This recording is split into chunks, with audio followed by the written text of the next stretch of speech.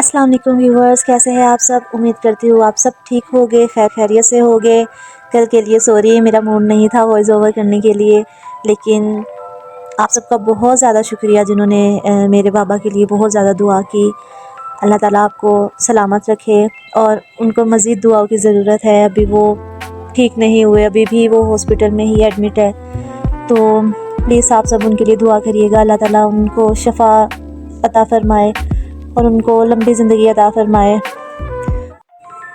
कहते हैं ना, मुश्किल वक्त में ही लोगों का पता चलता है कि कौन आपके साथ खड़ा है और कौन नहीं।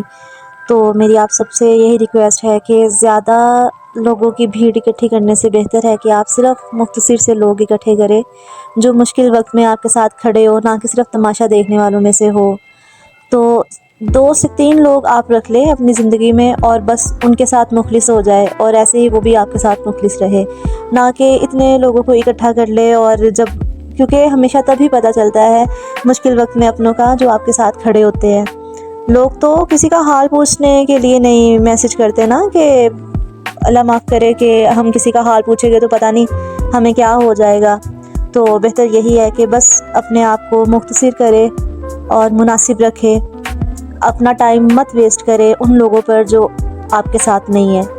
तो कोशिश किया करें कि बस अपने आप में रहे, ख़ुद को टाइम दे, अपनी फैमिली को टाइम दे, अपने शोहर का ख्याल करे, अपने बच्चों का ख्याल करे, अपने पेरेंट्स को देखे और बस ख़ुद को टाइम दे। तो आज का जो मेरा व्लॉग है, बस कुछ ज़्यादा तो नहीं है, बस मुनासिब है। ना ही तो करने को कुछ है आज कुछ ख़ास, और ना ही कुछ दिखाने को है कुछ ख़ास आप लोगों को। हमने ब्रेकफास्ट बनाया था, उस्मा ने बोला था सैंडविच खाने के लिए, कोकम्बर हर एक चीज़ डालने के लिए, लेकिन मैंने बनाया और इसमें सारा कुछ निकाल के बस अंडा और स्लाइस लिए। खुद के लिए मैंने लस्सी बनाई थी। ये जी मैंने मशीन मंगवाई थी तेमू से, टेमू या तेमू जो भी होता है। तो ये बहुत बुरा एक्सपीरियंस रहा इस मशीन का। तो मेरा पाकिस्तानी कोई लगा ले 10-11 हज़ार की थी, तो इसकी रबर टूट गई। सिर्फ 5 दिन एक्सरसाइज की, हमने दोबारा से सेट की तो इसकी फिर रबर टूट गई। मैंने फिर उठा के संभाल दी, जगह घेरी हुई थी इसने। ये उस वक्त का किचन था, हमने मॉल मार्ट से लिया था। 2-3 दिन उसे शौक चढ़ा है खेलने का, और उसके बाद ना नहीं यूज़ किया। घर में अभी फजूल में जगह घेरी हुई थी इन चीज़ों ने। फिर मैंने उठाकर इसे कवर करके चीज़ों को रख दिया। सोफ़ा मेरा बहुत गंदा हुआ पड़ा था, तो इसको मैंने क्लीन किया, लेकिन कुछ ख़ास साफ़ नहीं हुआ क्योंकि स्प्रे नहीं था मेरे पास। उसवा ने ड्राइंग की, कहती मम्मा किचन में लगानी है आपने ड्राइंग, एक दूसरी टिशू पर और ये। मैंने कहा ओके ठीक है। मैं जी चीज़ें सेट कर रही थी, तो मैं इतनी खुश हुई, मुझे पाकिस्तान की ना मेडिसिन मिल गई। ये मेरी मेथी को बाल थी जो मैं अपने मसल्स के लिए खाती हूँ, कंधों में ना बहुत ज़्यादा पेन होता है, रात को नींद नहीं आती। और साथ में पैनाडोल थी, और ये मेरे ऑफिस का मेरा कार्ड मिल गया। मैं बड़ी खुश हुई देखकर, पुराने दिन याद आ गए मुझे। ये हस्बैंड सुबह में मटन लेकर आए थे, कल कुछ गेस्ट आने थे, तो उन्होंने बताया था कि उनके हस्बैंड जो है वो मटन खुश होकर खाते हो, तो मैंने फिर धोकर रखा। साथ में बर्तन भी इतने थे, मैंने कहा अच्छा बस थक जाती हूँ, बर्तन ही नहीं ख़त्म होते। मैंने जी फिर देसी जुगाड़ लगाया, अपना मटन जो है वो सारा फ्रीज़ किया, क्योंकि ज़िपर जो थे ना पैकेट वो ख़त्म हो गए थे और मुझे ये वाले सिर्फ 3 मिले थे। फिर मैंने इनमें स्टॉक रखा और बाकी मैंने अपने बॉक्सेस में रख दिया और फ्रिज में सेट करके रख दिया। मैंने कहा चलो ये तो महीना 2 महीना हमारा काम चल जाएगा इसमें। फ्रिज हो गई बंद। बारिश हुई आज निज़वा में, और सिर्फ ये लगा ले कि 5 मिनट हुई होगी, इतनी तेज़ हुई उस 5 मिनट में ही, और इतनी तेज़ हवा थी कि हमारे घर में से इतनी अजीब आवाज़ें आ रही थी एग्जॉस्ट फैन वगैरह की। तो खैर इतने में मौसम अच्छा हो गया।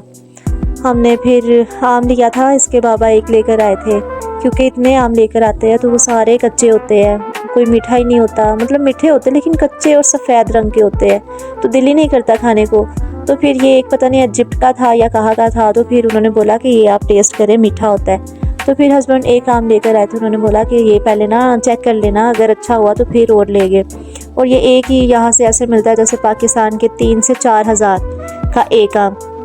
पाकिस्तान में तो बंदा बिला झिझक इतने इतने लाता है और खाता है, और अभी तो हमने खाए भी नहीं है। और मेरे मुंह पर ऐसे जैसे वो अक्सर होता था ना, बच्चे आम खाते थे और उनके मोटी मोटी फिंसियाँ बननी शुरू हो जाती थी, तो मेरी स्किन के अंदर से ऐसे मतलब हाथ लगा रही हूँ, मुझे दर्द हो रहा है। तो मैंने कहा मैंने तो आम खाया भी नहीं है, क्योंकि एक होता है या 2-3 लेकर आते हैं, तो वो फिर हमारी कोशिश होती है हम उसका कोई ना एक काट कर डेली का दे दे, वो भी जब आता है तब। तो ये भी अब वो कह रही थी कि मम्मा मुझे ना मैंगो काट कर दो। उसने देखा था तो मैंने कहा अच्छा मैं काट कर देती हूँ। तो फिर मैंने उससे थोड़ा सा लेकर ना टेस्ट किया कि मैं देखूँ मीठा भी है या नहीं, क्योंकि इसके बाबा ने बोला था हम फिर और ले आएंगे। तो आपके पास है ये तो आप लोग इसकी कदर करें, क्योंकि पाकिस्तान में तो काफ़ी सस्ते होते हैं और मीठे बहुत होते हैं। ये भी मीठा था, बहुत अच्छा था, लेकिन जो पाकिस्तान का टेस्ट होता है ना वो यहाँ से नहीं मिलता।